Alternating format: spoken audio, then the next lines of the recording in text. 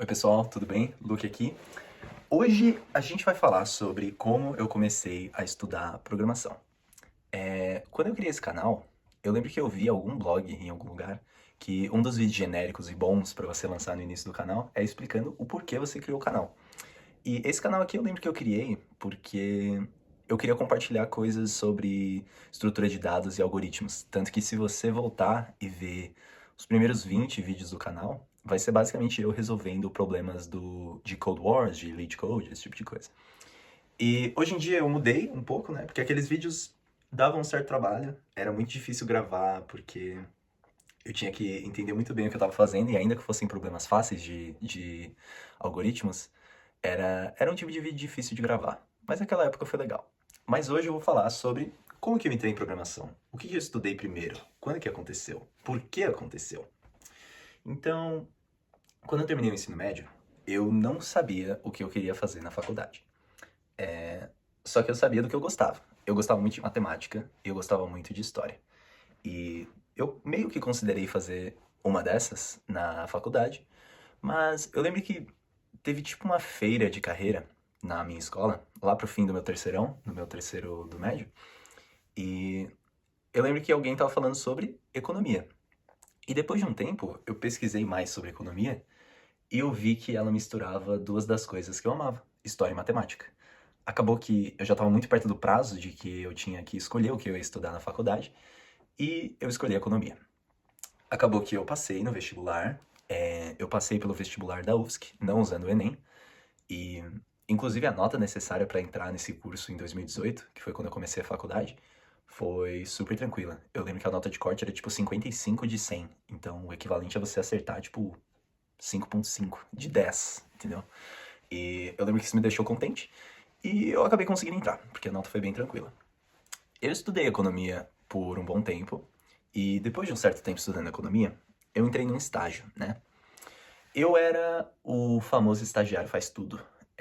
O meu cargo era estagiário administrativo, e a empresa era uma empresa chamada Acert Tecnologia, lá em Florianópolis. Eu ia presencialmente, 6 horas por dia, e era uma empresa de tecnologia. O que eles faziam era o seguinte: eles coletavam dados sobre diversas instituições governamentais, sobre todas as empresas do Brasil. Eu lembro que na época tinha mais ou menos 40 milhões de CNPJs no Brasil.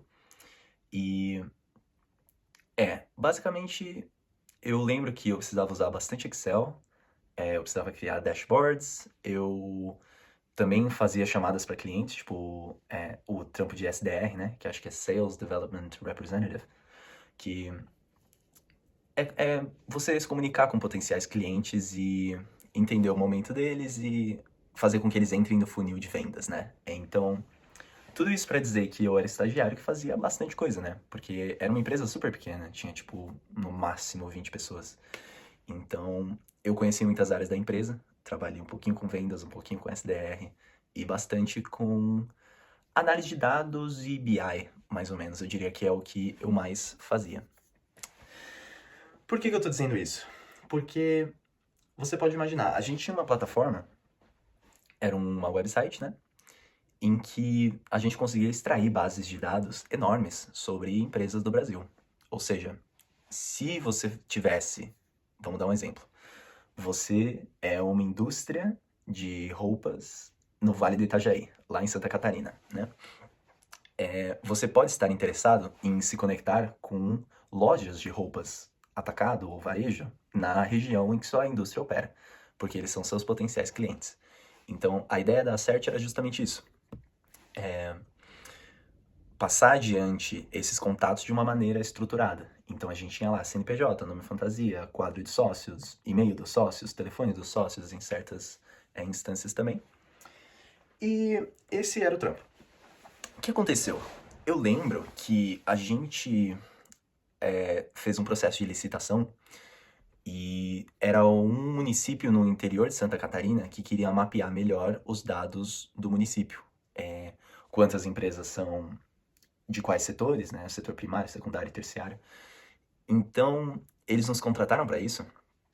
E eu lembro que esse foi o momento em que eu comecei a pensar em programação.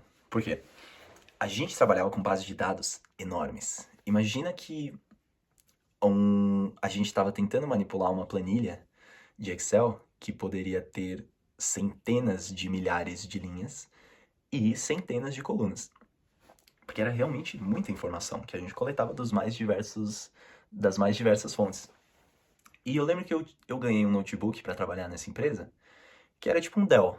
Ele não era nada demais, mas nada de menos também. Mas eu lembro que na época tinha acho que 8 GB de RAM. Então assim, não demorou para que as planilhas do Excel simplesmente travassem completamente. E depois de um certo tempo, eu percebi que para qualquer mudança que eu quisesse fazer, tipo remover uma coluna no Excel, por exemplo, tava demorando bastante. A planilha completamente congelava. Eu conseguia deletar a coluna só depois de tipo 30 segundos esperando. E tava um pouco insustentável, porque com todos esses dados eu ainda precisava criar gráficos, enfim, gráficos dos mais variados, pizza e linhas e barras e etc, porque a grande ideia era eu fazer apresentações em cima desses dados pro meu chefe. E tava ficando muito difícil. Eu lembro que na época eu era bem próximo dos desenvolvedores dessa empresa, e um deles me viu sofrendo, né, com Excel, e eu não sabia o que fazer. Aí ele falou, cara, sabe o que você tem que fazer? Você tem que aprender Python. Você tem que aprender Python e Pandas, porque você vai conseguir lidar com todos esses dados de uma maneira muito mais rápida, mais fácil, e o seu computador não vai travar mais. E eu lembro que eu levei esse conselho a sério. Eu só demorei. Na verdade, eu acho que eu comecei nessa empresa em 2019, né? E eu lembro que eu consegui usar Python para fazer bastante dessas coisas de análise de dados, bibliotecas como Matplotlib, para criar os gráficos que eu mencionei anteriormente. E foi uma mudança e tanto. Óbvio que teve uma curva de aprendizado. Eu nunca tinha programado na minha vida. Eu não sabia nem o que era uma IDE. Enfim, mas foi um sucesso. Eu consegui lidar com essas bases de dados maiores, eu consegui fazer as operações básicas que eu queria fazer, que era tipo, remover coluna, renomear coluna, selecionar os dados, mover para cá, mover para lá e criar gráfico. Aí eu fiquei feliz. Acontece que em 2020 teve a pandemia, certo? E assim que entrou a pandemia, a empresa foi de mal a pior, e eu acho que ali por abril de 2020 a empresa fechou completamente. E, enfim, esse foi o meu primeiro contato com programação, mas eu já meio que tava no meio de um emprego, e eu não era um desenvolvedor. Então, esse foi o meu primeiro contato com lógica de programação e com Python para análise de dados, mas não foi exatamente como eu trabalhei com programação, né? Até porque a empresa morreu antes que eu pudesse sonhar em fazer isso. O que aconteceu foi o seguinte: há muito tempo eu me considerava uma pessoa muito chata em ficar encontrando detalhes de websites, de app de celular, etc. Quando eu falava com amigos no passado, muitos deles mencionavam, tipo, caramba, só você se importa com isso, cara. Por exemplo, botão feio que não dá pra clicar, site com layout quebrado, coisa escondida atrás de outra coisa no site. Tinha diversas coisas que eu notava há muito, muito, muito tempo. E eu sempre pensava, né, cara, tem um jeito mais intuitivo de fazer isso. Essa website tá errada, tá ruim, tá feio, precisa ser melhor. E eu nunca soube, quando eu era mais jovem, que existia uma área que lidava com isso, né? Que era a área de UX e a área de front-end também. Então, eu não lembro exatamente como aconteceu, mas o processo foi basicamente o seguinte: Python nessa vaga de estágio. Depois, eu fiz alguns cursos da hashtag programação, eu lembro disso. Eles mostravam coisas do tipo como fazer automação com Python para que você consiga preencher formulários ou extrair uma planilha e mandar um e-mail pro seu chefe, etc. Eu lembro que eles me bombardearam de propagandas em 2020, ali por 2021, e depois de um certo tempo eu até cheguei a comprar o curso deles e, enfim, mexer com esse tipo de coisa, automação, web scraping também, que é você juntar dados de certos websites e transformar isso em dados estruturados. Que mais? Teve mais projetos, mas eu não lembro. Eu lembro que era um curso de 4 dias, se eu não me engano, que eu fiz. E até, na verdade, eu comprei esse curso, mas na época eu não tinha muito dinheiro. E eu vi que eles tinham um esquema de você poder pedir como é que fala? Um reembolso depois de 30 dias, né? Infelizmente eu fiz isso. Eu meio que abusei do sistema deles, porque eu completei o curso, eu fiz tudo que eu podia fazer em 29 dias, e aí no 29º dia eu pedi pro suporte deles um reembolso. Mas, líder da hashtag programação, se você tá vendo isso, me perdoa. Mas é porque na época eu realmente não tinha condições de comprar esse tipo de coisa. Mas, enfim, foi o jeito que eu encontrei de conseguir aprender as coisas que eu era interessado, né? E eu lembro que, mais ou menos por essa época, programação tava muito em alta, né? Ali pro 2021, fim de 2020. E eu comecei a ver no Twitter pessoas falando sobre programação. Eu não sei como isso chegou a mim, mas eu achei muito interessante, porque era o pessoal perguntando um pro outro sobre programação. E do nada, quando eu comecei a entrar um pouco mais nas comunidades, eu percebi que existiam milhares de pessoas que pensavam as coisas que eu sempre pensei também, sobre websites, sobre como fazer o design de algo de um jeito diferente, como melhorar a experiência do usuário em um aplicativo mobile. E as pessoas compartilhavam muito disso. Então, daí foi uma questão de dias para eu descobrir o que era front-end de fato, né? E como fazer essas mudanças que eu tanto queria nas websites que eu usava, né? Então, eu diria que esse foi realmente o divisor de águas, porque daí eu comecei a aprender HTML, CSS e JavaScript, a tríade clássica de desenvolvimento front-end, e eu estudei muito essas. Eu fiz os cursos do Free Code Camp, que aliás é excelente. Eu fiz também o do Guanabara também, em português, foi muito interessante. E eu entrei de vez pra comunidade do Twitter, né? E essa é uma história legal de contar porque às vezes a gente se perde um pouco na timeline de como aconteceu as coisas, mas tá bem. Essa foi a parte de estudo, né? Eu gostava muito, etc. Eu ainda estava estudando economia na faculdade. O que aconteceu? Eu consegui um outro estágio, ali pelo meio de 2021, se eu não me engano, na HostGator, certo? E eu era um estagiário de procurement, que é uma área da empresa basicamente que regula as compras que a empresa faz, certo? Se você quiser contratar uma outra empresa para fazer o host dos seus servidores, a área de procurement estaria envolvida nisso. A minha área seria responsável por achar o melhor fornecedor de servidores, a melhor localização, negociar o melhor preço, garantir que é um contrato bom e etc. Acabou que esse era um estágio muito maçante. Era muito manual. Era muito de tipo, essa planilha, mexe pra cá, faz isso aqui, abre o ERP, edita o contrato, paga o boleto manualmente. E ainda que fosse interessante pela escala da empresa, era uma empresa grande, multinacional, a gente operava, enfim, a HostGator opera em muitos países, mas eu trabalhava na HostGator BR, que era um grupo da HostGator Latam, que também operava no Chile, no México e na Colômbia, além do Brasil. Mas o emprego era muito manual e muito maçante. Então, eu lembro que depois de um tempo, tinha um pagamento do VR dos funcionários da empresa, que era um processo muito manual e muito repetitivo. E o que eu fiz foi usar o Python para automatizar esse processo. Era brutalmente básico, realmente era tipo clicar um botão aqui embaixo e abrir um pequeno modal no ERP, que você tinha que esperar acho que 25 segundos para ir clicar o botão novamente. E reiniciar isso para cada uma das áreas da empresa, para que todo mundo tivesse seu VR no fim do mês, né? E eu lembro que eu automatizei isso, então eu diria que esse foi meio que a segunda instância em que eu usei programação para um emprego, mas eu ainda não era programador. Aconteceu que, ao mesmo tempo que eu estava nessa vaga e aprendendo sobre front-end por fora, abriu uma vaga interna na HostGator. Na verdade, eram 4 vagas. Uma para front-end, uma para cybersec, uma para back-end e uma para DevOps, se eu não me engano. E o nome dessas vagas era Starter. E a ideia era pessoas que já estavam na HostGator em outras áreas e tinham interesse de migrar para a área de programação. E eu lembro que assim que eu vi isso, eu já fui na RH falando, ó, eu posso participar disso? Aí ela falou, você não pode porque você é estagiário. E aí eu lembro que eu fiquei meio chateado e perguntei, poxa, não tem nenhum jeito, nenhum estagiário no passado fez. E depois de um tempo, me liberaram para participar desse processo.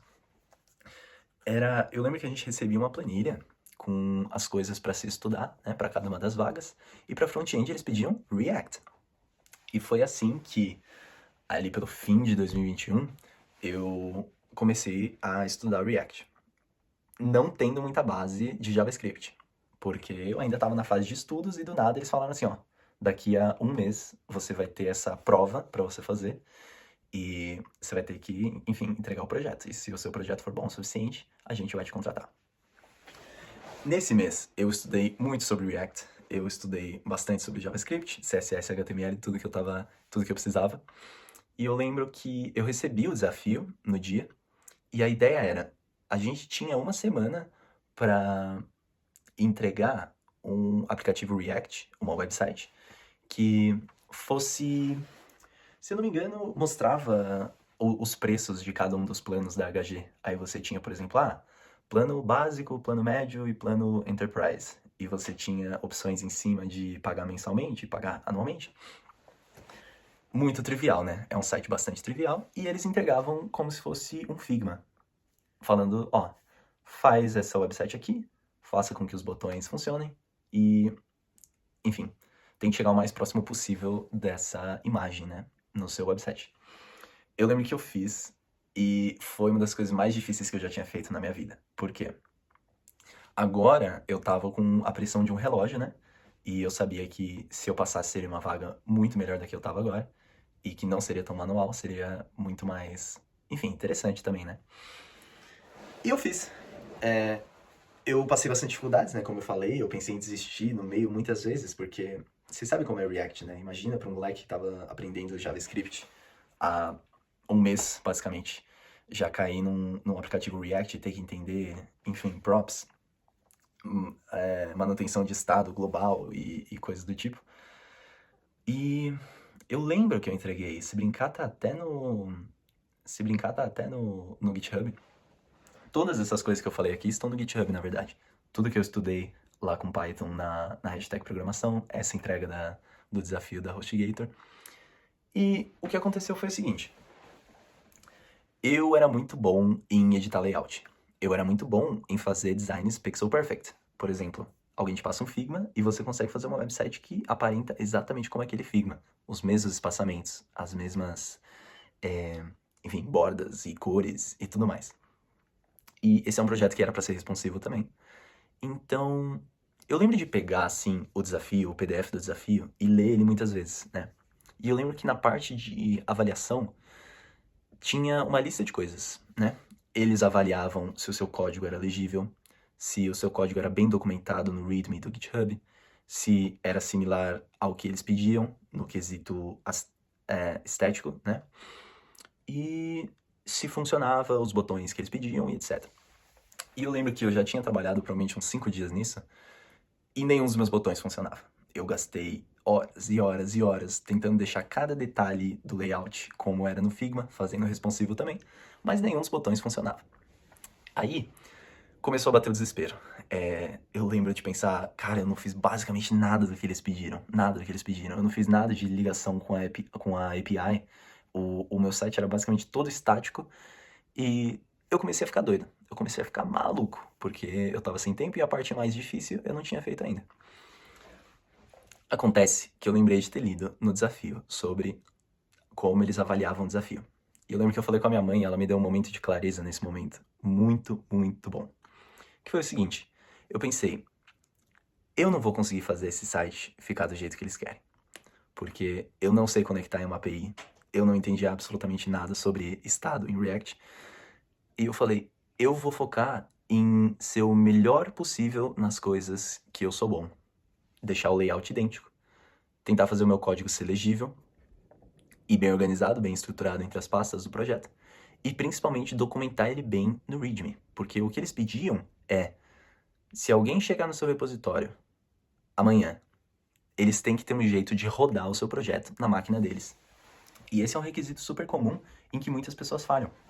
Porque elas esquecem que, enfim, se uma pessoa está chegando com uma máquina nova para rodar o seu projeto, ela vai ter que baixar inúmeras coisas. Ela vai ter que rodar inúmeros comandos. E acabou que eu foquei nessas coisas. Eu falei, olha, eu vou tentar fazer a questão da API, mas eu já não estava muito confiante, porque eu não tinha muito tempo. E eu falei, eu vou deixar a documentação perfeita, fazer o código mais legível possível e pronto. Mandar e esperar, e vendo o que dá. Acabou que eu passei na vaga contra todas as minhas expectativas, Eu passei na vaga, eram 34 pessoas competindo para essa vaga dentro da HG, para a vaga de front-end, e eu fui escolhido. E eu lembro que na época foi inacreditável, eu chorei, comemorei, porque foi incrível. E o feedback que me deram foi que justamente as coisas que eu já sabia que eu era bom. Que o layout ficou perfeito, ficou pixel perfect. Se você colocasse do lado do Figma, basicamente não dava pra distinguir. Eu peguei todos os detalhes perfeitamente. Mas, enfim, e elogiaram a documentação também. Falaram que foi a documentação mais bem escrita e o projeto mais tranquilo de rodar na máquina de, de quem estava avaliando, né? E aí foi isso. Na época, eu fui de ganhar mais ou menos R$ 1.200 como estagiário para um salário de R$ 3.800. E eu lembro que eu não achei que o salário ia ser tão grande assim, nem de perto. Eu achei que ia ser no máximo, tipo assim, 2.500. E eu fiquei muito contente na época. Acabou que eu fiquei nessa vaga por 1 ano e meio, mais ou menos, trabalhando como junior front-end. E esse foi o meu primeiro contato profissional com desenvolvimento mesmo, né? Mas pensei em contar aqui essa história pra vocês, porque essa é uma pergunta que todo mundo faz, né? Como você começou? Por que você aprendeu? Etc. E isso é um pouco sobre como eu aprendi programação e comecei.